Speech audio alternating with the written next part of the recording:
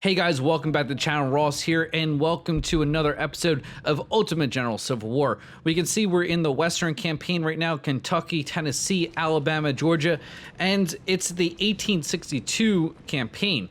Which, strangely enough, though, we're doing the first mission called Ambush Convoy on 29 September 1861. This is a little bit different. We can see that we can take 10 different brigades. I cannot actually field 10 brigades in one corps, but nonetheless, it's 10, and we're almost there at 9. We have 10,000 soldiers we can deploy against roughly almost 17,000 troops. Now, this is going to be a very fast-paced battle, and since it's so fast-paced, I'm going to be doing this AAR style a little bit differently. This is going to be done in real time, because this entire video is going to take place in less than 20 minutes, and so I would like you to kind of see how fast this battle develops, and really how much you have to kind of handle the situation on the battlefield. At any point, this could have turned into a very different kind of battle, and we could see very different results. Enough about how I'm going to make this video. Let's actually talk about what's happening in this battle right now. Right now, I am pre-deploying all my troops in this little deployment zone, and the one thing I want you to take note about is where I'm deploying my cavalry. I'm deploying 1 cavalry center, 2 to the left flank, which would be the northern side, and then 2 to the right flank, which would be the southern side of this map.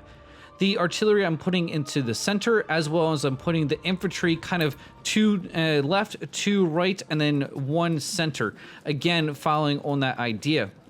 Now, the one thing about ambushes is that there's 2 different kinds of ambush. There's a near ambush and a far ambush if you're talking about military ambushes. This would be considered a far ambush, that we're not directly on top of the enemy. Also, I can conclude that it's going to be on the road here, not necessarily just because I can see them on the road right now, but it's because ambushes are either going to be taking part on main supply routes, MSRs, which would be the road, or natural choke points. Since there is no natural choke point here, well, we're going to just assume that all the troops are on the road, and, well, we can see here that they are. I'm using the cavalry as choking maneuvers, so they're going to be flanking around the top and from the bottom to try to pin them in, and then also be able to capture any stragglers. Now, I am charging my infantry in. Now, this could be a little bit risky, but I'm trying to establish 2 infantry regiments on each one of theirs, so I'm going to have a severe numerical advantage. My guys might be a little bit tired once they actually get there, but that really doesn't matter. What I'm trying to do right now is to, separate the elements. I don't want these 2 regiments actually joining together and making a defensive wall. I want them to be separate, and I'm trying to keep that, as you can see right here, there's actually some land in between them, and they can't actually co-support each other. So they can't focus one of my regiments, and I can now focus severely on one of theirs. I have, right up here in the north, 2 infantry regiments and 2 cavalry regiments, not to mention the artillery, all firing on 1 regiment. I've already managed to capture 1 of their supply trucks, and I'm moving that to my side of the lines, not because it's really in jeopardy at this moment, but the briefing did tell me that there's going to be regiments moving from the north in to reinforce the Unions, as well as the east. So I am taking kind of notes about that. I've also already captured the supply wagon in the south, so I once again move that supply wagon out of the way. So 2 out of 3 supply wagons have already been captured. My infantry regiments are effectively engaging the 1 infantry regiment to the north, and so forth on the southern border here, again 2 to 1, and they are actually turning right now to try to really engage my cavalry, which is not necessarily good for them. For some reason, I can't get my cavalry to just run. Like, it's not a gallop. They're definitely moving slow, at least in my opinion, and I don't like that. I have 1 more supply truck to kind of capture here before any kind of reinforcements come in. The briefing did also tell me that if reinforcements come in, to retreat to the wood line and then just fall back. I don't want to do that. I want to just capture everything.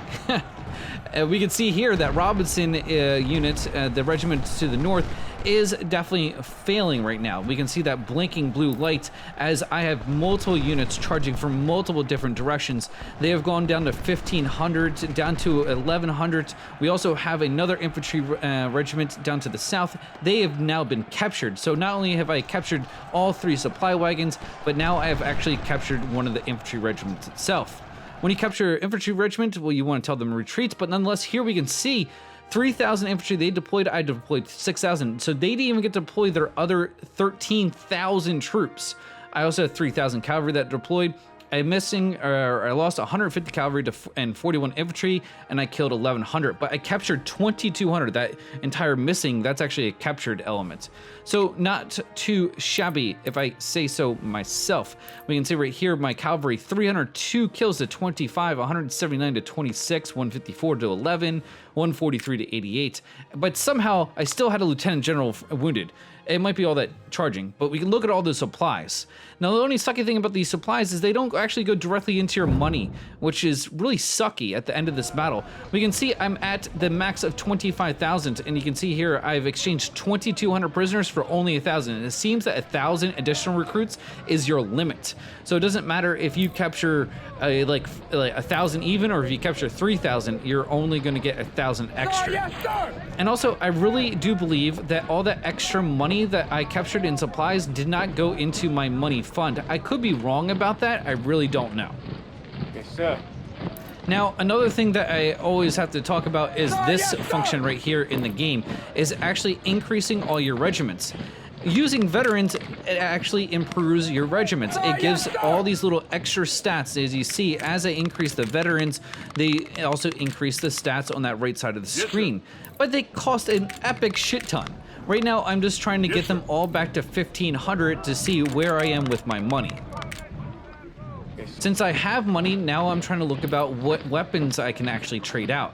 Instead of having the farmer musket, maybe I can get the 1841 Mississippi or another weapon system. Just something that is better than the one I have currently. Right now, this regiment has the 1842, yeah, the Springfield 1842. And, well, I would like to just get a little bit better. The Lorenz has 2,200 in the shop. It would cost me 33,000 though to equip for a brand new 2,000 soldiers. Well, guess what? I'm probably gonna buy this. I did warn you guys before about making a second corps. I still did that, and I'm still suffering the consequences. I would really like those 4,000 troops and all that extra money to be over here so I could fill out this 3rd division, because I definitely suffered. Even though I still won that last battle, if I could deploy 10 divisions instead of only 9, or not 10 divisions, but battalions or regiments, however they call it, it would have been better for my ultimate experience. And also, maybe if those reinforcements did come in, I wouldn't be as concerned as I was with only 9, and it's just adding more people into the battle. Using the career points, I did get really tired of paying for training, so I'm gonna put 1 point into training to make those veterans just a tad cheaper. And I saw there that even adding 500 more was very, very expensive and not something I could afford. I really definitely like having multiple different artillery battalions, and they are actually correctly said artillery batteries. But the reason why I like it so much is really just my standpoint from a actual military standpoint in current day, where artillery wins battles. And I really think that even in the Civil War, artillery won battles. Artillery can be absolutely devastating if fielded correctly in the correct position, tactically in strategic locations, as well as a good crew that can fire repetitively on targets. To have a artillery battery that gains experience throughout this war, I think in the last bits of the war could be proving a very decisive element on a battlefield.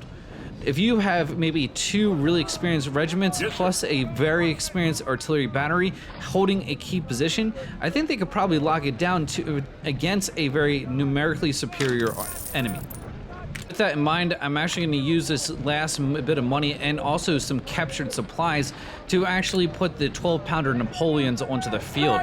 I can't field the same 15 guns I have in the other artillery battalion batteries, but I am going to try to field as many as I can. I can only field 9, and how I'm actually going to do that is actually taken away from my supply. Again, I'm wondering if all the supply that I captured 3 supplies with almost 5,000 per, I'm wondering if that 15,000 actually got put into my bank account or not. Again, I feel like it did not. I could be wrong. I really haven't checked and sat there and done the math, as well as I don't know if there's hidden revenue sources that I'm unaware of. I know it did say I was going to earn some 60,000. I know I came out with around 70,000, but again, that doesn't equate to the 15,000 I captured. Here you can accurately see the numbers I'm going to be taking into the next battle. I have 3 regiments of 1,500, 1 regiment of 1,600, 1 regiment of 2,000. I have 2 cavalry regiments of 7,500, or 750, not 7,500, I wish. 1 cavalry regiment of 622. I have 2 artillery batteries of 15 guns apiece. I have 1 with 9, and then I have new skirmishers of 250. And this is what I'll be taking into my next battle. I only have 23,000 supply, or actually, yeah, 23,000. I will be stealing some from Jackson because, well, I learned that I can't take both cores in, and that core is just being worthless and sitting there. The one thing you are recognizing what I'm doing right now is I'm switching out different officers. Having majors in charge of different regiments and having colonels sit at where they are with brigadier generals sitting in the rear. I'm going to use some of these points to buy these brigadier generals and then put them into the positions where they would be best used. I was thinking about actually putting early on the, what do you call it?